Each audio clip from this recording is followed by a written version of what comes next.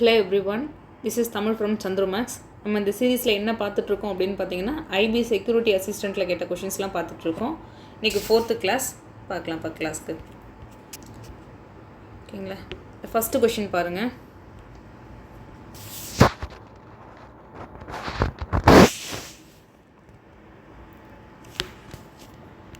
இதில் first question பாருங்கள். ABC have salaries இந்த ரேஷியோ 2:3:5 இந்த இயர் ஆஃப் 2018 அப்படின்னு சொல்லியிருக்காங்க. ஓகேங்களா.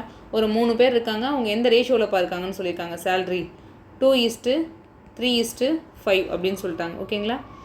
Again in 2019 they got an increment of 10%, 15% and 20% அப்படின்னு சொல்லியிருக்காங்க. ஓகேங்களா. இப்போது இந்த ரேஷியோ 2:3:5 இருக்கு இல்லையாப்பா, இதை நான் 200, 300, 500ன்னு எடுக்கிறதால என் வேல்யூ மாறுமா அப்படின்னு பார்த்தீங்கன்னா ஆப்வியஸாக நோ. நான் ஏன் இப்படி எடுக்கிறேன்னு பார்த்தீங்கன்னா சிம்பிள் கால்குலேஷன் தான், வேறு எதுவுமே கிடையாது. இப்போ என்ன சொல்கிறாங்க, 10% இன்க்ரீஸ் ஆகுதுன்னு சொல்கிறாங்க. சப்போஸ் நான் 2ல் போயிட்டு இதில் 2x, 3x, 5x அப்படின்லாம் வச்சு நம்ம கால்குலேட் பண்ணோம். அதுக்கு பதிலாக நம்ம 200, 300, 500ன்னு எடுத்துக்கிட்டோம் அப்படின்னா கொஞ்சம் ஈஸி சிம்பிள் கால்குலேஷன் தான், வேறு எதுவுமே கிடையாது. இப்போ 200ல் 10% எவ்வளோப்பா? ஸோ 220. ஓகேங்களா. அகெயின் பிக்கு வந்துட்டோம். 15% இன்க்ரிமெண்ட் கிடைக்குதுன்னு சொல்லியிருக்காங்க. 10% 30, 1% 3, அப்போ 3 × 15 எவ்வளோப்பா? ஸோ 45 வருமா? 3 × 15 45 இல்லையா? ஸோ அப்போ 345. அகெயின் 20% இன்க்ரீஸ் ஆகுதுன்னு சொல்லியிருக்காங்க சிக்கு. அப்போ 10% அப்படின்றது 50, அப்போ 20%ன்றது 100, அப்போ 600 இன்க்ரீஸ் ஆகுமா? அகெயின் இது 2018ல் இருக்கார், இது 2019ல் இருக்கார். அதுவே 2020ல் என்னப்போ சொல்லியிருக்காங்க, only a got an increment of 20% அப்படின்னு சொல்லியிருக்காங்க. அப்போ 10% எவ்வளோப்பா? 22. அப்போ 10% 22. அகெயின் 20% அப்படின்றது 44. அப்போ நீங்கள் 44 இது கூட ஆட் பண்ணிங்கன்னா 264 கிடைப்பார். அப்போ இந்த ரேஷியோலாம் அப்படி தான் இருக்காங்க. 345, 600. ஓகேங்களா. இப்போ அதை நம்ம கேன்சல் பண்ணால் நம்ம ஆன்சர் அவ்வளோதான், வேறு எதுவுமே இல்லை. எதில்ப்பா கேன்சல் பண்ணலாம்? ஸோ 3, 45 இதெல்லாம் 3 டேபிளில் வரும் இல்லையா? ஸோ 8 3 24, 8 3 24 ஒரு ரிமைனிங், 1 3 3, 15 3 45. ஸோ 200 × 3 600 வரும். Option C. The next one. The smallest number greater than 1 by which √45 should be multiplied so as to get rational number அப்படின்னு சொல்லியிருக்காங்க. அதாவது என்ன சொல்கிறானாப்பா, அது the smallest number greater than 1, 1 விட பெருசாக இருக்கணும், ஆனால் இருந்தாலும் ஒரு சின்ன நம்பராக இருக்கணும். அதை நான் √45 கூட நான் மல்டிபிள் பண்ணேன் அப்படின்னா அது எனக்கு ரேஷனல் நம்பராக கிடைக்கணும் அப்படின்னு சொல்லியிருக்காங்க. அப்போ √45 இப்போ எப்படி இருக்காருன்னு பாருங்களேன். இந்த √45 எப்படி பிரிக்கலாம்? ஸோ 9 × √9 × √5ன்னு பிரிக்கலாமாப்பா? அப்போ 3 × √5 இருப்பார்.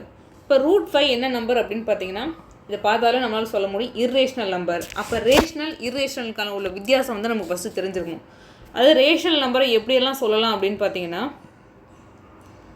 Rational, irrational. ஓகேங்களா. இந்த மாதிரி ஒரு 2 நம்பர் இருக்கார். இது எல்லாம் சேர்ந்தது தான் இன்டீஜர்ஸ் அப்படின்றத நம்ம சொல்லுவோம். ஓகேங்களா. இல்லை ரியல் நம்பர் எதுனாலும் நம்ம சொல்லிக்கலாம். இன்டீஜர்ஸ் இல்லை ரியல் நம்பர் அப்படின்றது தான் கரெக்டு. இப்போ ரேஷ்னல் பாருங்களேன், இதில் 2 விதமாக பிரிப்போம். ஒன்று டெர்மினேட்டிங், இன்னொன்று நான் டெர்மினேட்டிங் அப்படின்னு சொல்லுவாங்க. ஓகேங்களா. அது என்ன டெர்மினேட்டிங் அப்படின்னு பார்த்தீங்கன்னா, இப்போ 1/2ன்னு எழுதுகிறோம்ப்பா, அதுக்கு நம்ம என்ன சொல்லுவோம்? 0.5 வருமா? முடிஞ்சிருச்சு அந்த வேல்யூ. 1/4ன்றது 0.25, அது எண்ட் ஆகிடுது இல்லையா? அந்த மாதிரி வரக்கூடியதெல்லாம் டெர்மினேட்டிங் அப்படின்னு சொல்லுவோம். அடுத்து நான் டெர்மினேட்டிங் பட் ரிப்பீட்டிங் டெசிமல் அப்படின்னு சொல்லுவாங்க. இது இன்னொன்று எப்படி சொல்லுவாங்கன்னா, ரிப்பீட்டிங் டெசிமலாக இருக்கணும். இதுக்கு என்ன எக்ஸாம்பிள் சொல்லலாம் அப்படின்னு பார்த்தீங்கன்னா, 1/3 வச்சுக்கோங்களேன். நம்ம என்ன சொல்லுவோம்? 0.333ன்னு போயிட்டே இருப்பார், ஆனால் 0.3 பார்னு எழுதுவோம். அது ரிப்பீட்டிங் டெசிமலாக இருப்பார். ஸோ நான் 3 பார் அப்படின்னு எழுதுவேன். ஸோ இந்த மாதிரி இருந்தாலும் அது ரேஷனல் நம்பர் தான் சொல்லுவாங்க. அப்போ இர்ரேஷனலாக நம்ம எப்படி தான் சொல்ல போகிறோம் அப்படின்னு பார்த்தீங்கன்னா, இங்கே கொடுத்துருக்காங்க பாருங்களேன். √2ஓட வேல்யூ என்னப்பா? 1.414. இது அப்படியே சீரியஸாலாம் போகாது, வேறு நம்பர் வந்து போகும். அது இர்ரேஷனல். ஓகேங்களா. அது ஒரு ரேண்டமான நம்பர்னு வச்சுக்கோங்களேன். இப்போ 22/7ன்னு எழுதுவோம். நம்ம என்ன பண்ணுவோம்? 3.14ன்னு எழுதுவோம், ஆனால் அதோட வேல்யூ அதோடு நிற்காது, இன்னும் போயிட்டே இருக்கும். ஸோ அந்த மாதிரி இருக்கக்கூடிய நம்பர் எல்லாமே இர்ரேஷனல் நம்பர். ரேஷனல் நம்பர்ன்றது ஒன்று அது ஆட்டோமேட்டிக்காக அதுவே ஒரு எண்டு வந்துடணும். 0.5, 0.4, 0.25, 0.75 அப்படின்னு. இல்லைன்னா வர நம்பருக்கு நம்மளாக ஒரு எண்டு போடுற மாதிரி இருக்கணும். அப்படி இருந்துச்சுன்னா அது ரேஷனல் நம்பர் அப்படின்னு சொல்லுவாங்க. ஓகேங்களா. அப்போ ரேஷனலுக்கும் இரேஷனலுக்கும் உள்ள வித்தியாசம் தெரிஞ்சிருக்கணும். அப்போ நம்ம கொடுத்துருக்கான் இல்லையா ஒரு சீரீஸ் 3√5. அப்போ இவர் எப்படி இருக்காது, இரேஷனலாக இருக்கார் அந்த இடத்துல. ஏன்னா √5 இல்லையா, √5ஓட வேல்யூ 2.236 அப்படின்னு சொல்லுவோம். அது 336ஓட எண்ட் ஆகாது, இன்னும் போயிட்டே இருக்கும். நம்ம ஒரு 3 டிஜிட் வரைக்கும் மெமரைஸ் பண்ணி சொல்லுவோம். ஓகேங்களா. அப்போ இது இரேஷனல் நம்பரை நம்ம ரேஷனலாக மாற்ற போகிறோம். கீழே கொடுத்துருக்கல எது வந்து ஸ்மாலஸ்ட் ஆப்ஷன் பாருங்களேன். அவனா சொல்லியிருக்கான் அந்த ஸ்மாலஸ்ட் நம்பர் greater than 1. இது வந்து 140 √45 கூட நீங்கள் மல்டிபிள் பண்ணிக்கோங்க அப்படின்றது. அப்போ வரக்கூடிய நம்பர் உங்களுக்கு ரேஷனல் நம்பராக வரணும் அப்படின்றத அவன் கண்டிஷன் சொல்கிறான். அப்போ பாருங்களேன், ஒரு 3 இருக்கார், இங்கே √5 மட்டும் இருக்கார். அவர் கூட ஒரே ஒரு √5 மட்டும் இருந்துட்டார் அப்படின்னா √5 × √5 5 இருக்கும், 5 × 3 15 இருக்கும். ஓகேங்களா. அப்போ கண்டிப்பாக இது எந்த நம்பர்ப்பா, அது வந்து ரேஷனல். இப்போது 15/1 ஓகேங்களா, 45 இதெல்லாம் யாருப்பா அப்படின்னா இதெல்லாம் ரேஷனல் தான். இந்த மாதிரி பாயிண்ட் மட்டும் இல்லைப்பா, இந்த மாதிரி 15/1 45 இந்த மாதிரி வரக்கூடிய நம்பர். அதாவது இதுக்கு ஒரு ஃபார்மேட் சொல்லுவாங்க, P/Q ஃபார்மேட் அப்படின்னு சொல்லுவாங்க. இந்த ரேஷனலுக்கு இன்னொரு வந்து என்ன சொல்லுவாங்கன்னா P/Q ஃபார்மேட். இந்த ஃபார்மேட்டில் இருக்கக்கூடிய நம்பர் இப்போ 1/2ன்றது P/Q தானே. ஓகேங்களா. இப்போ 15 அப்படின்னு சொல்லலாம், 15/1ன்னு சொல்லலாம். ஓகேங்களா. அப்போ ரெண்டுமே P/Q ஃபார்மேட்டில் வர மாதிரி தான் நம்ம எடுத்துக்கணும். அதே மாதிரி Q ≠ 0 அப்படின்னு சொல்லுவாங்க. ரேஷனல் நம்பருக்கான கண்டிஷன் Q ≠ 0 அப்படின்னா என்ன பண்ணீங்கன்னா anything/0 இன்ஃபினிட்டி ஆகிடும். அப்போ கீழே இருக்கிற நம்பர் 0வாக எப்போதுமே வரக்கூடாது. அப்படியெல்லாம் இருந்துச்சுன்னா அது ரேஷனல் நம்பர். இப்போ நீங்கள் உங்களுக்கு கிடச்சிருக்க ஆன்சர் 15 வருது, 15னா கீழே 1 இருக்கிறதா அர்த்தம். ஓகேங்களா. அப்போ அது ஆப்வியஸாக ரேஷனல் நம்பர். உங்களுக்கான ஆன்சர் ஆப்ஷன் சி. ஏன் நான் வேறு எந்த ஆப்ஷனையும் கொண்டு போய் மல்டிபிள் பண்ணக்கூடாதுன்னு பார்த்தீங்கன்னா இருக்கிறதுலே ஸ்மாலஸ்ட் ஆப்ஷன் இவர் தான். வேறு நீங்கள் எதை கொண்டு போய் மல்டிபிள் பண்ணாலும் இன்னும் நம்பர் பெருசாக போகும். அவன் உங்களை கேட்டுக்குது the smallest number. The next one, cylindrical vessel with base of radius 15 metre அப்படின்னு சொல்லியிருக்காங்க. Height 21 metre, filled with water to a certain height அப்படின்னு சொல்லிட்டாங்கப்பா. ஓகேங்களா. ஃபஸ்ட்டு வந்து ஒரு வெசல் இருக்குது, அது என்னன்னு சொல்லியிருக்காங்க, சிலிண்டர் ஃபார்மேட்டில் இருக்குப்பா அப்படின்னு சொல்லிட்டாங்க. ஓகே, அதோட ரேடியஸ் எவ்வளோப்பா சொல்லியிருக்காங்க, அது வந்து 15 மீட்டர் அப்படின்னு சொல்லிட்டாங்க. ஹைட்டு ஓகேங்களா, அது பாருங்களேன் ஒரு சர்டன் ஹைட் வரைக்கும் தான் வாட்டர் ஃபில்லாக இருக்குன்னு சொல்கிறான். இப்போ இவ்வளோ தூரத்துக்கு வர ஹைட்டை வந்து நம்ம 21 அப்படின்னு எடுத்துக்கலாம். ஓகேங்களா. Again 10 spherical balls of radius 1.5 metre dropped into these அப்படின்னு சொல்கிறான். இதில் என்ன பண்ணுறாங்க அப்படின்னா ஒரு 10 பால் குட்டி குட்டியாக உள்ளே போடுறாங்களாம்ப்பா. இப்போ பாருங்களேன், இப்போ ஃபஸ்ட்டு வந்து இது வரைக்கும் ஃபில் ஆகிட்டுருக்கு. ஓகேங்களா. இது வரைக்கும் வந்து வாட்டர் ஃபில் ஆகிட்டுருக்கு. இப்போ நான் ஏதோ ஒன்று போடுறேன் அப்படின்னா அதோட ஹைட் இன்னும் கொஞ்சம் ஏறும் இல்லையா. அந்த ஹைட் வந்து நான் கேபிட்டல் ஹெச்னு வச்சுக்கணும்னு வச்சுக்கோங்களேன். அகெயின் அதோட ரேடியஸ் எவ்வளோன்னு சொல்லிட்டான்ப்பா. அந்த ஒரு குட்டி குட்டி குட்டி பாலை நான் ஒரு 10 பால் போடுறேன் இல்லையா, அதோட ரேடியஸ் வந்து 1.5 மீட்டர் அப்படின்னு சொல்லியிருக்காங்க. By how much will the level of water rise அப்படின்னு சொல்லியிருக்காங்க. இப்போ இந்த ஹச் இருக்கு இல்லையா, அதுதான் உங்களை கேட்டிருக்கான். அப்போ அது எவ்வளோ ஹைட்டுக்கு போயிருக்கும் அதை சொல்லுங்கப்பா அப்படின்னு சொல்கிறான். இப்போ பாருங்களேன், ஒரு சிலிண்டரோட ரேடியஸ் வந்து 15 மீட்டர். இந்த 15 மீட்டரு இவ்வளோ ஹைட்டுக்கு போகுது அப்படின்னா அது எதுக்கு ஈக்குவலாக இருக்கும்னு நினைக்கிறீங்க, அந்த ஸ்பெரிக்கல் பாலோட வால்யூம்க்கு ஈக்குவலாக இருக்கும். அதுவும் ஒரு ஸ்பெரிக்கல் பால் கிடையாது, 10 ஸ்பெரிக்கல் பால். அப்போ 10 இன்ட்டு அப்போ ஸ்பெரிக்கல் பாலுக்கு வால்யூம்க்கான ஃபார்முலா வந்து நமக்கு தெரிஞ்சிருக்கும். So 4/3 pi r3. இப்போ இந்த இடத்துல r3ன்றது யாருப்பா, ஸ்பெரிக்கல் பாலோட ரேடியஸ் எவ்வளோ 1.5. 1.5 நம்ம என்ன பண்ணலாம் 3/2ன்னு எழுதலாமா, க்யூப் இல்லையா. அப்போ 3 டைம்ஸ் எழுதிக்கிறோம். 1.5 க்யூப்னு எழுதலாம். நான் என்ன பண்ணுறேன் 1.5க்கு பதிலாக 3/2ன்னு போட்டு அதை 3 தடவை எழுதிட்டேன். ஏன்னா க்யூப் இல்லையா எழுதிட்டேன். அகெயின் இப்போ பாருங்களேன், சிலிண்டரோட வால்யூம்க்கான ஃபார்ம்லாம் நமக்கு தெரிஞ்சிருக்கணும், πr²h. ஓகேங்களா. இப்போ பை அப்படியே இருக்காரு. அப்போ சிலிண்டருக்கான ரேடியஸ் எவ்வளோப்பா 15. அப்போது 15 × 15. இப்போ பாருங்களேன், அது எவ்வளோ தூரத்துக்கு ஹைட் இன்க்ரீஸ் ஆகிருக்குன்னு தான் உங்களுக்கு கொஸ்டின் கேட்குறாங்க. அப்போ அந்த பர்டிகுலர் ஹைட் எடுத்துக்கிறோம். இப்போ இதை கேன்சல் பண்ணிங்கன்னா உங்களுக்கான ஆன்சர். இப்போ பாருங்கள், பை கேன்சல் ஆகுமா, வேறு என்னப்பா கேன்சல் பண்ணலாம். ஸோ இந்த 3 கேன்சல், இந்த 2க்கும் இந்த 4க்கும் கேன்சல் பண்ணலாம். O2 2, I2 10. இப்போ இங்கே என்ன இருப்பார், இங்கே வந்து ஒரு 5 இருக்கார், 3 இருக்கார். இப்போ இதை கேன்சல் பண்ணி பாருங்களேன். O3 3, I3 15. Again O3 3, I3 15. So ஒரு 5க்கு 5 கேன்சல் பண்ணிடலாம். அப்போ H which is equal to 1/5 அப்படின்னு இருக்கார். ஓகேங்களா. இப்போ உங்கள் ஆன்சர்லாம் பாருங்களேன் சென்டிமீட்டரில் இருக்குது, ஆனால் உங்களுக்கு கொடுத்துருக்கிறது மீட்டர். ஓகேங்களா. இப்போ உங்களுக்கு எப்படி வந்திருக்கு, மீட்டரில் வந்திருக்குது. அப்போ இன்ஸ்டெட் ஆஃப் மீட்டர் 100 மீட்டர் அப்படின்றது எவ்வளோ, 100 சென்டிமீட்டர் அப்படின்றது எவ்வளோப்பா. ஸோ 1 மீட்டர் இல்லையா. அப்போ 1 மீட்டருக்கு பதிலாக 100ஆல் போட்டு மல்டிபிள் பண்ணிங்கன்னா அதை கேன்சல் பண்ணால் எவ்வளோ வரும். ஸோ 100/5ன்னு வரும். கேன்சல் பண்ணால் 20 சென்டிமீட்டர். ஓகேங்களா. So easy one. இந்த கான்செப்ட் வைஸ் உங்களுக்கு தெரிஞ்சிருக்கணும். நான் எவ்வளோ ஸ்பெரிக்கல் பால் போட்டுறனோ அப்போ அந்த ஹைட்டு தான் அந்த வால்யூம்க்கு ஈக்குவலான ஒரு ஹைட்டுக்கு தான் வந்து அந்த சிலிண்டரோட வால்யூம் இன்க்ரீஸ் ஆகும் அப்படின்ற ஒரு கான்செப்ட் வந்து உங்களுக்கு தெரிஞ்சிருக்கணும். Next one, big spherical besan laddu of radius 81 centimetre அப்படின்னு சொல்லியிருக்காங்க. ஓகேங்களா, ஒரு பெரிய லட்டு வந்து எடுத்திருக்காங்கப்பா.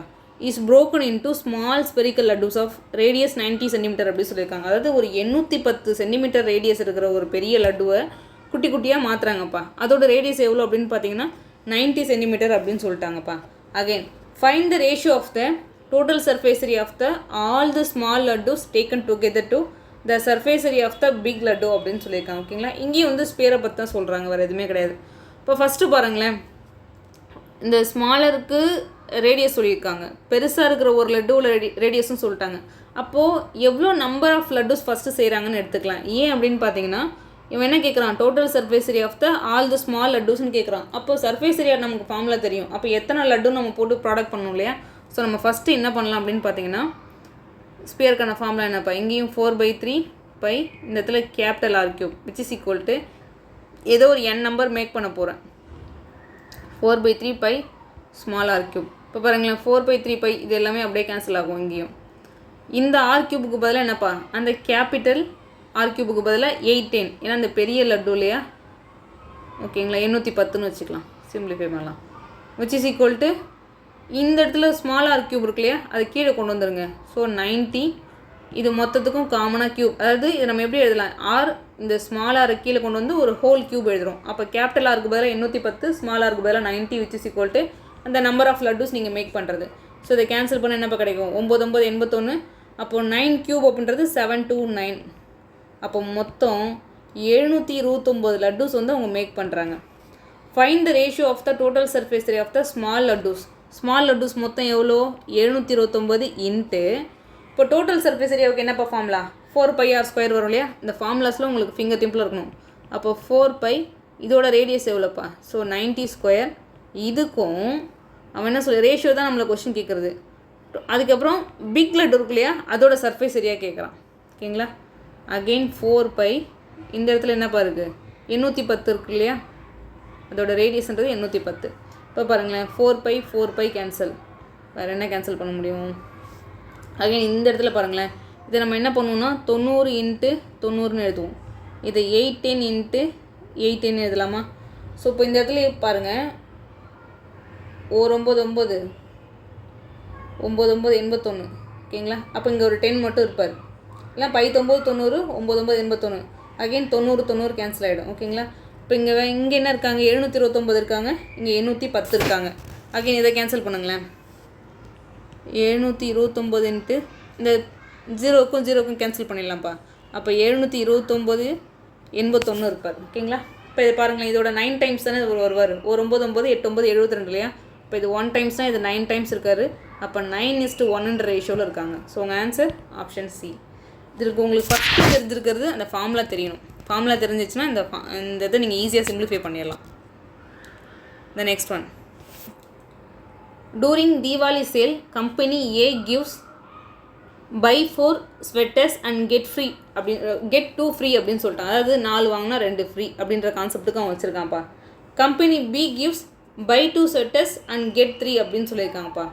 அதுக்கப்புறம் கம்பெனி சி என்ன பண்ணுறாரு, நான் ஒரு 50% டிஸ்கவுண்ட் சொல்கிறேன்ப்பா அப்படின்னு சொல்லிட்டான். ஓகேங்களா, இப்போ இவர் வந்து டேரெக்டாக ஒரு டிஸ்கவுண்ட்டை சொல்லிட்டார்.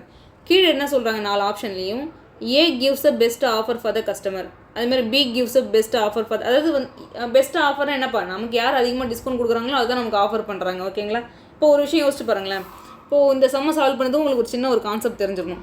இப்போது ஒரு 4 ஸ்வெட்ரு பாருங்களேன், ஒரு 4 ஸ்வெட்ரு வந்து ஒரு 120 ரூபான்னு வச்சுக்கோங்க.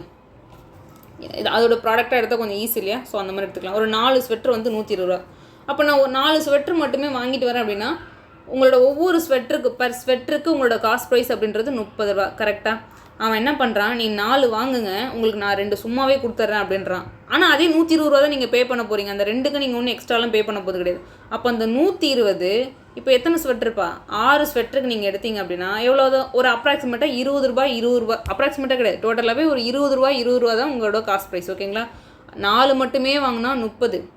அதுவே அந்த ஆஃபரில் வாங்கும்போது 6 ஸ்வெட்டர் எனக்கு கிடைக்குது, அதே 120 ரூபா தான் நீங்கள் பே பண்ணுறீங்க. அப்போ நீங்கள் 20 தான், ஒரு சொட்டரோட விலை அப்படின்றது 20 ரூபா அப்படின்ற கணக்கில் தான் பே பண்ணுறீங்க. அப்போ உங்களுக்கு எவ்வளோ வந்து இதில் டிஸ்கவுண்ட் கிடச்சிருக்குன்னு பாருங்களேன். 10 3 இல்லையா? அப்போ 1/3 அப்படின்றது எவ்வளோப்பா, 33% நம்ம 33.33% சொல்லுவோம். ஓகேங்களா, நீங்கள் ஃபுல்லாக கூட எழுதிக்கோங்க. 33.33%. இதை நான் இந்த மாதிரி தான் எடுத்து போடணுமா அப்படின்னு பார்த்தீங்கன்னா அதெல்லாம் கிடையாது. நான் கான்செப்ட்காக சொன்னேன். நீங்கள் டேரெக்டாக என்ன பண்ணலாம் அப்படின்னா டோட்டலாக 6, அதில் 2 வந்து டிஸ்கவுண்ட். ஓகேங்களா, இதை அடிச்சு போட்டால் எவ்வளோ இப்போ கிடைக்கும்? 1/3. அப்போ டேரெக்டாக 1/3னா என்ன சொல்லலாம்? 33.33% ஆஃபர். அவ்வளோதான், டேரெக்டாக எழுதிக்கோங்க. இது உங்களுக்கு புரியறதுக்காக சொன்னேன். நீங்கள் டேரெக்டாக இந்த மாதிரி போட்டுக்கோங்க. அடுத்து கம்பெனி, இது வந்து கம்பெனி ஏப்பா. கம்பெனி பி என்ன பண்ணுறாரு? buy 2 get 3 அப்படின்னு சொல்லியிருக்காங்க. ஓகேங்களா, ஸோ 3 வந்து ஆஃபர் பண்ணுறாரு. நீங்கள் மொத்தமாக வாங்குறது எவ்வளோப்பா? இங்கே வந்து டோட்டல் வாங்குறது, இது வந்து ஆஃபர் ஃப்ரீ கொடுக்குறத மேலே எழுதிக்கோங்க. ஓகேங்களா, அப்போ நீங்கள் 5 வாங்குனீங்க, அது 5 வந்து மொத்தமாக கொடுக்குறது. நீங்கள் 2 வாங்கினீங்கன்னா 3 ஃப்ரீ. ஓகேங்களா, அப்போ 3 ஃப்ரீ. அப்போ நம்ம மொத்தமாக வாங்குறது, அது கடையிலேருந்து நம்ம வெளில எடுத்துகிட்டு வந்துறது 5. அப்போ 1/5 அப்படின்றது எவ்வளோப்பா? ஸோ 20% நம்ம சொல்லுவோமா? ஸோ 60% இவர் வந்து ஆஃபர் கொடுக்குறாரு. கம்பெனி சி அவரே சொல்லிட்டார், நான் டேரெக்டாக 50% ஆஃபர் கொடுத்துட்றேன்ப்பா அப்படின்னு சொல்லிட்டு. அப்போ யார் வந்து நமக்கு ரொம்ப ஃபேவர் பண்ணுறாங்க இந்த இடத்துல? B gives a best offer for the customer. ஓகேங்களா, next one. Sum of money invested on compound interest for 2 years 20% per annum would fetch 482 more as interest if the interest compounded half yearly அப்படின்னு சொல்லியிருக்காங்க than yearly. அதாவது என்ன சொல்கிறான்ப்பா, 2 வருஷத்துக்கு 20% per annum ஒரு compound interest கிடைக்குதுப்பா. ஓகேங்களா, அது என்ன பண்ணுதாமா? அப்படி கிடைக்கிற ஒரு அமௌண்ட்டு நமக்கு கிடைக்கும். இது வந்து 482 மோர் தென், ஏதோ ஒரு 482 ரூபா அதிகமாக இருக்குது. அது எதை விட அப்படின்னு பார்த்தீங்கன்னா இன்ட்ரெஸ்ட் காம்பவுண்டட் ஹாஃப் இயர்லி தேன் இயர்லி அப்படின்னு சொல்லியிருக்காங்க. இப்போ ஹாஃப் இயர்லின்னு என்னப்பா? அந்த 20% இங்கே 10% நம்ம எடுத்துக்க போகிறோம். அதே மாதிரி 2 இயர்ஸில் 4 ஹாஃப் இயர்லி வரும். ஃபஸ்ட்டு வந்து ரெண்டுத்துக்கும் உள்ள டிஃப்ரென்ஸ் எவ்வளோன்னு பாருங்களேன். அந்த டிஃப்ரென்ஸ் தான் 482. இப்போ பாருங்கள், இது நீங்கள் வந்து amount which is equal to P1 + R/100 whole power n இந்த ஃபார்முலாவும் யூஸ் பண்ணலாம். இப்போ இந்த ஃபார்முலாவில் நம்ம என்ன பண்ணலான்னு பாருங்களேன். அமௌண்ட் அப்படின்றது நமக்கு ஏதோ ஒரு இது வரப்போகுது, நமக்கு என்னென்னு தெரியல. Amount by principal which is equal to இந்த ரேட் ஆஃப் இன்ட்ரெஸ்ட்டுக்கு பதிலாக நம்ம என்ன பண்ணலாம்? 20% அப்படின்னு போடுவோம். ஓகேங்களா, 20% போடும்போது 1/5ன்னு கிடைக்கும் இல்லையா? ஏன்னா 20/100 1/5. இப்படி கிராஸ் மல்டிப்ளை பண்ணிங்கன்னா 5 + 1 6/5 இருக்கும். ஓகேங்களா, இது நீங்கள் சிம்பிளிஃபை பண்ணிங்கன்னா 1 + 1/5 இருக்கும். இது அப்படி கிராஸ் மல்டிப்ளை பண்ணிங்கன்னா 6/5 ஹோல் பவர் எவ்வளோப்பா இருக்கும்? 2 இயர்ஸ் இருக்கும். அப்போது 36/25 அப்படின்னு இருக்கும். அதாவது பிரின்சிபல் 25, அமௌண்ட் எவ்வளோப்பா? 36% இருக்கும். ஓகேங்களா, அகெயின் ஆனால் எவ்வளோ பர்சன்டேஜ் இருப்பார்? பிரின்சிபலுக்கும் அமௌண்ட்க்கு எவ்வளோ பர்சன்டேஜ் இருப்பாங்கன்னு பாருங்கள். ஸோ 11/25 எவ்வளோ பர்சன்டேஜ்? இதை அடிச்சு போட்டிங்கன்னா ஸோ 44% இருக்கும். ஓகேங்களா, அகெயின் செகண்ட் ஸ்டேட்மெண்ட்க்கு வருவோம். அடுத்து என்ன அவன் சொல்கிறான்னு பாருங்களேன். அதுவே ஹாஃப் இயர்லி அப்படின்னு சொல்கிறான். இப்போ இந்த ஃபார்முலாவில் எழுதி தான் ஒரு தடவை நம்ம போடணுமா அப்படின்னு பார்த்தீங்கன்னா ஆப்வியஸாக நோ. நீங்கள் டேரெக்டாகவே அமௌண்ட்டு பிரின்சிபல் அப்படின்னு எழுதிக்கலாம். ஓகேங்களா, இங்கே எவ்வளோப்பா இருக்குது? ரேட் ஆஃப் இன்ட்ரெஸ்ட் எவ்வளோப்பா சொல்லியிருக்கான்? 20%. 20%க்கு ஈக்குவலன்ட் ரேஷியோ 1/5 இல்லையா? இப்போ 1/5னா அது 5ல் 1 தான் 20%. ஓகேங்களா, ஃபஸ்ட்டு வந்து பிரின்சிபல் வந்து 5ஆக இருக்காருன்னா அமௌண்ட் வந்து 6ஆக இருப்பார். இது வந்து 2 இயர்ஸ்க்கு சொல்கிறாங்க இல்லையா? அப்படி ஸ்கொயர் பண்ணிக்கலாம். இந்த ஃபார்முலா எழுதணும்னு கிடையாது, இது டேரெக்டாக இந்த மாதிரி ஸ்கொயர் பண்ணிக்கலாம். ஸோ அப்போ 36ன்றது அமௌண்ட்டு, பிரின்சிபல் வந்து 25. ஓகேங்களா, இது நம்ம இந்த மாதிரி எழுதிக்கலாம். அப்போ 25 பிரின்சிபல் அப்படின்னா அப்போ 36ன்றது எவ்வளோ பர்சன்டேஜ் அப்படின்னு கண்டுபிடிச்சிங்கன்னா 44% வருவார். இப்போ இந்த சேம் ஃபார்மேட் செகண்ட் இதுக்கு அப்ளை பண்ணி பாருங்களேன். இப்போ பிரின்சிபலுக்கும் அமௌண்ட்க்கு என்ன ரேஷியோன்னு பாருங்கள். இங்கே வந்து 20%ன்றது பர் ஆனம். அப்போ ஹாஃப் இயர்லிக்கு 10% வருவார் இல்லையா? அப்போது இது 10னா இது 11 இருப்பார். அப்போ இது எவ்வளோ இருப்பார்? இப்போ 4 வருஷத்தில் 2 வருஷத்தில் மொத்தம் 4 ஹாஃப் இயர்லி இருப்பார். ஸோ பவர் 4 போட போகிறோம் இந்த இடத்துல. இதை பண்ணிங்கன்னா 1 2 3 4 0 வருமா? இப்போ நமக்கு 11 கியூப் வரைக்கும் நமக்கு வேல்யூ தெரிஞ்சிருக்கும். 1331. ஓகேங்களா, க்யூப்லாம் மெமரைஸ் பண்ணிக்கோங்க, அதுதான் உங்களுக்கு ஹெல்ப் பண்ணும். அகெயின் இன்ட்டு ஒரு 11ஆல் நான் ப்ராடக்ட் பண்ண போகிறேன்னு வச்சுக்கோங்களேன். இப்போ 11ஆல் ப்ராடக்ட் எப்படி பண்ணுவோம்? ஸோ 1ன்னு எழுதுவோம். அப்போ 3 + 1 4 3 6 வரும். அப்போ 3 + 1 4 1 வரும். ஸோ இப்போ பாருங்களேன், இதை விட எவ்வளோ அதிகமாக இருக்குது? 4641. அப்போ 4641 இந்த 10,000ல் எவ்வளோ பர்சன்டேஜ்னு பார்க்க போகிறோம். ஓகேங்களா, நீங்கள் டேரெக்டாகவே எழுதலாம், இருந்தாலும் நான் சொல்கிறேன். 4641/1 2 3 4 × 100ன்னு போட போகிறோம். ஸோ 2 0 கேன்சல் ஆகிடும். அப்போ 46.41%. ஓகேங்களா, இது நீங்கள் இந்த ஃபார்மில் எழுதி தான் போகணுன்னு கிடையாது, இந்த மாதிரி டேரெக்டாகவே எழுதிக்கலாம்.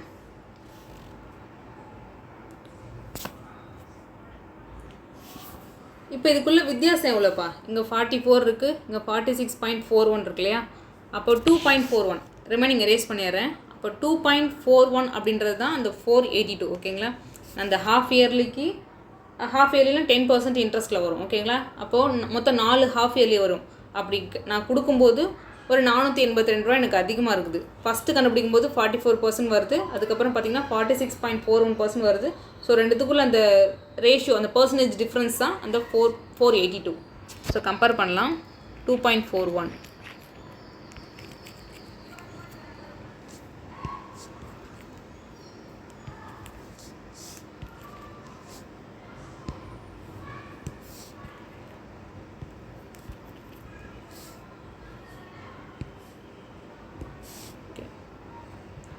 2.41 அப்படின்றது தான் எவ்வளோப்பா? 482. ஓகேங்களா? இது அப்படியே பாருங்களேன், இதோட ட்வைஸ் தானே இங்கே வருது. ஓகேங்களா? இந்த இடத்துல கீழே வந்து 100ன்னு எடுத்துக்கலாம்.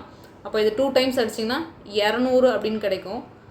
அப்போ 200ன்றது 1% மட்டும். அப்போ 100% அப்படின்றது எவ்வளோப்பா? ஸோ ஆப்ஷன் ஏ 20,000 அப்படின்றது கிடைக்கும். உங்களை என்ன கேட்குறான்? சம் தான் கேட்குறான். அப்போ 100% எவ்வளோன்னு கண்டுபிடிச்சிங்கன்னா ஈஸியாக கேன்சல் பண்ணிடலாம். இது 2.41 20, அதாவது எப்படின்னா 241/100 எழுத முடியும். இந்த 100 அந்த பக்கம் கொண்டு போயிடலாம். ஓகேங்களா? சிம்பிளிஃபை பண்ணால் it's easy one. Next one, what profit percent made by selling an article at certain price அப்படின்னு சொல்லியிருக்காங்க. ஓகேங்களா? ஏதோ ஒரு பொருளை வந்து ஒரு விலைக்கு விற்கும்போது ஏதோ ஒரு ப்ராஃபிட் பர்சன் கிடைக்குதுன்னு சொல்லியிருக்காங்க. If by selling 4/5 of that price there is a loss 20% அப்படின்னு சொல்கிறான். ஓகேங்களா? இந்த சம் அப்படியே ரிவர்ஸ்லேயும் சால்வ் பண்ணுங்களேன். இப்போது சிபி வந்து 100ன்னு வச்சுக்கோங்க, 20% லாஸ் சொல்லியிருக்கானா, அப்போ எஸ்பி அப்படின்றது 88. ஓகேங்களா? இந்த செல்லிங் ப்ரைஸ் எப்போ வருதுன்னு சொல்கிறான் பாருங்கள். By selling 4/5 of that price அப்படின்னு சொல்லியிருக்காங்க. ஓகேங்களா? ஏதோ ஃபஸ்ட்டு இனிஷியலாக ஏதோ ஒரு செல்லிங் ப்ரைஸ் இருக்குப்பா, அதில் 4/5 ஆஃப் தான் நான் செல்லிங் ப்ரைஸ்க்கு விற்கும்போது எனக்கு 88, அதுவும் 12% லாஸ் அப்படின்னு சொல்லிட்டான். அப்போ ஒரிஜினல் செல்லிங் ப்ரைஸ் என்னவாப்பா இருக்கும்? ஸோ நீங்கள் கேன்சல் பண்ணால் 2 டைம்ஸ் வரும். அகைன் பார்த்தீங்கன்னா 110 வருமா? ஸோ ஈஸி ஒன்று இல்லையா? அப்போது ஒரிஜினலாக செல்லிங் ப்ரைஸ் 110 இருந்திருக்கு. இதோட 4/5 விற்கும்போது 88, அப்படி விற்கும்போது அது 12% லாஸாக போயிருக்கு. ஓகேங்களா? அவன் என்ன கேட்குறான், இப்போ காஸ்ட் ப்ரைஸ் அதுதான் செல்லிங் ப்ரைஸ்.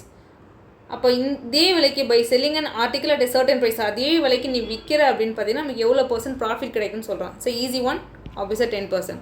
100ல் 10ன்றது எவ்வளோப்பா? 10% தானே. த நெக்ஸ்ட் ஒன், இந்த கொஷின் பாருங்களேன். டிவைட் 2, 3, 110. ஓகேங்களா? 2310 பீப்புளுக்குள்ளே வந்து டிவைட் பண்ணி கொடுக்குறாங்களாமா. 3 பார்ட்டிஸ், ஏதோ ஒரு 3 பார்ட்டி இருக்குது அதுக்குள்ளே அப்படின்னு சொல்லியிருக்காங்க. In such that half of the number of the first party, 1/3 of the second party, 1/6 of the third parties all are equal அப்படின்னு சொல்லிட்டான். ஓகேங்களா? இப்போது பார்ட்டி 1, 2, இந்த பக்கம் 3ன்னு எழுதிக்கோங்கப்பா. அவன் என்ன சொல்லியிருக்கான்? half of the first அப்படின்னு சொல்லியிருக்கான் ஏ, which is equal to, ஏன்னா எல்லாமே ஈக்குவல் தானே சொல்லியிருக்கான், 1/3 of the B, which is equal to 1/6 of the C அப்படின்னு சொல்லியிருக்காங்க. இப்போ பாருங்களேன், இது நம்ம டேரெக்டாகவே 2, 3, 6ன்னு எழுதலாம். இருந்தாலும் நான் எப்படின்னு சொல்லிடுறேன். இப்போ இந்த இடத்துல A/Bன்னு ஏன்னா எல்லாமே ஈக்குவல் இல்லையா? அப்போ நீங்கள் ஃபஸ்ட்டு ரெண்டுத்தையும் எடுத்து கம்பேர் பண்ணிங்கன்னா A/B, இந்த பக்கம் என்னப்பா கிடைக்கும்? 2:3ன்ற ரேஷியோவில் கிடைக்கும். ஸோ இப்போ அடுத்து இந்த ரெண்டுத்தையும் எடுத்து கம்பேர் பண்ணிங்கன்னா B/C, இது என்னப்பா கிடைக்கும்? 3 வந்து அந்த பக்கம் கொண்டு போயிடலாமா? அப்போது 3/6ன்ற ரேஷியோவில் கிடைக்கும். இப்போ பாருங்கள், B தான் காமன், இங்கேயும் Bக்கு 3 இருக்குது, இங்கேயும் Bக்கு 3 இருக்குது. ஓகேங்களா? அப்போ டேரெக்டாகவே எடுத்துக்கலாம். அப்போது ABC 2:3:6. ஒருவேளை இங்கே B ஈக்குவலாக இல்லை அப்படின்னு பார்த்தீங்கன்னா நீங்கள் ஈக்குவலைஸ் பண்ணணும். இப்போ இந்த இடத்துல இருக்கிற பியும் இந்த இருக்கிற பியும் நீங்கள் ஈக்குவலைஸ் பண்ணிவிட்டு ஸோ டேரெக்டாக எடுத்து எழுதுகிற மாதிரி இருக்கும். இப்போ ABC சொல்லியாச்சு. அவன் என்ன சொல்லியிருக்கான்? இதை வந்து 3 பார்ட்டிக்கு பிரித்து கொடுத்துருக்காங்க. அப்போ 2:3:6ன்ற ரேஷியோவில் பிரித்து கொடுத்துருக்காங்க. இதை மொத்தத்தையும் ஆட் பண்ணிங்கன்னா இந்த 2310ன்றது வந்துடும். அப்போ 6, 3, 9, 10, 11. ஓகேங்களா? ஸோ அப்போ இந்த 11 பார்ட்ஸ் அப்படின்றது 2, 3, 110. அப்போ 1 பார்ட் எவ்வளோப்பா? ஸோ 2, 11, 22, 210 வரும் இல்லையா? அப்போ 210 × 2 எவ்வளோப்பா? 420. இருக்கிற ஒரே ஆப்ஷன் ஏ மட்டும்தான். அப்போ அது மட்டும் தான் வரப்போகுது உங்களுக்கான ஆன்சர். நெக்ஸ்ட் ஒன், இந்த கொஷின் பாருங்கள். A boat covers distance 1 kilometre against the current of the stream அப்படின்னு சொல்லியிருக்காங்க. அப்போ அகெயின்ஸ்ட்னா அப்போ எதிர்நீச்சல் அப்படின்னா நம்ம என்ன சொல்லுவோம்? அப்ஸ்ட்ரீம் அப்படின்னு எடுத்துப்போம். நான் ஆல்ரெடி சொல்லியிருக்கேன். அப்ஸ்ட்ரீம் அப்படின்றது அகெயின்ஸ்ட் த ஸ்ட்ரீம் போகிறது, டவுன் ஸ்ட்ரீம் அப்படின்றது அந்த ரிவர் போகிற சைட்லேயே போகிறது அப்படின்னு ஆல்ரெடி சொல்லியிருக்கேன். ஓகேங்களா, நம்ம ப்ரீவியஸ் அதுக்கு முன்னாடி உள்ள கிளாஸ்லலாம் பார்க்கும்போது நம்ம இந்த டாபிக் பார்த்தோம். இப்போ பாருங்களேன், இது வந்து ஒரு ஸ்பீடு. ஓகேங்களா, நமக்கு தெரிஞ்சது distance which is equal to speed into time. இப்போ டிஸ்டன்ஸ் எவ்வளோப்பா சொல்லியிருக்கான்? So 1 kilometre. டைம் எவ்வளோப்பா சொல்லியிருக்கான்? Half an hour. Half an ஹவருக்கு நம்ம என்ன பண்ணுவோம்? 1/2ன்னு எழுதுவோமா? அப்போ அந்த 1/2 மேலே போச்சுன்னா இன்ட்டு 2 வருமா? அப்போ 2 km/h அப்படின்றது இருக்கும். இது வந்து அப்ஸ்ட்ரீமோட ஸ்பீடு. இப்போ அடுத்து பாருங்கள், டிஸ்டன்ஸ் ஆஃப் 3 கிலோமீட்டர் இந்த direction of the current in 30 minutes அப்படின்னு சொல்லியிருக்கான். ஓகேங்களா, இங்கேயும் 30 minutes அது ஹாஃப் அன் ஹவர் தானே. அப்போ டவுன் ஸ்ட்ரீம் சொல்கிறான்ப்பா. ஓகேங்களா, 3 கிலோமீட்டரை டவுன் ஸ்ட்ரீம் என்னப்பா சொல்லியிருக்கான்? அதே ஹாஃப் அன் ஹவர். அப்போ இங்கே 1/2 வரும். அப்போ இது மேலே போச்சுன்னா 6. அப்போ அப்ஸ்ட்ரீம்ன்றது 2 km/h, டவுன் ஸ்ட்ரீம்ன்றது 6 km/h. இப்போ அகைன் ஒரு கான்செப்ட் உங்களுக்கு தெரிஞ்சிருக்கணும். டவுன் ஸ்ட்ரீம் அப்படின்றது அந்த boat plus speed of the stream. Speed of the ஸ்ட்ரீம்னா என்னப்பா? அந்த ஆரோட ஸ்பீடும் நமக்கு சப்போர்ட் பண்ணோம் அந்த இடத்துல, அதனால் ப்ளஸ்ஸு. அதுவே அப்ஸ்ட்ரீம் அப்படின்றது போட்டு minus speed of the stream. இந்த இடத்துல நம்ம எப்படி சொல்ல, அந்த ரிவர் வந்து நமக்கு சப்போர்ட் பண்ணாது, நம்ம ஆப்போசிட் சைடில் வருவோம். ஸோ நம்ம ஸ்பீடை ரொம்ப அதிகமாக வச்சுட்டு வரும்போது தான் க்ராஸ் பண்ணி வர முடியும். இப்போ உங்களுக்கு என்ன கொஸ்டின் கேட்குறாங்கன்னு பாருங்கள்.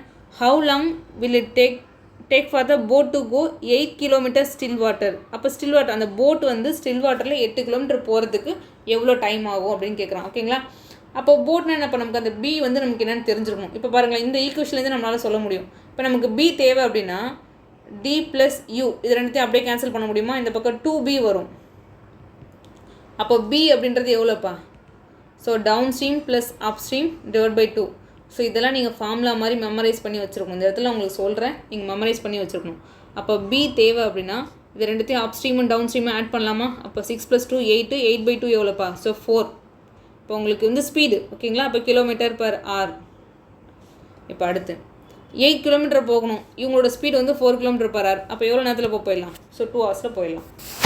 இந்த இருக்கிறதுலே இது ரெண்டே ஃபார்முலா தான்ப்பா. இந்த 2 ஃபார்முலா வச்சு தான் இதை டெரிவ் பண்ணுறோம். இது தெரிஞ்சிச்சுன்னா இந்த போட்ஸ் அண்ட் ஸ்ட்ரீமே வெரி ஈஸி. வேறு எதுவுமே கிடையாது, இதில் வேறு எந்த டாப்பிக்குமே கிடையாது. இதையே திரும்ப திரும்ப சொல்லியிருப்பாங்க, அவ்வளோதான், வேறு விதமாக.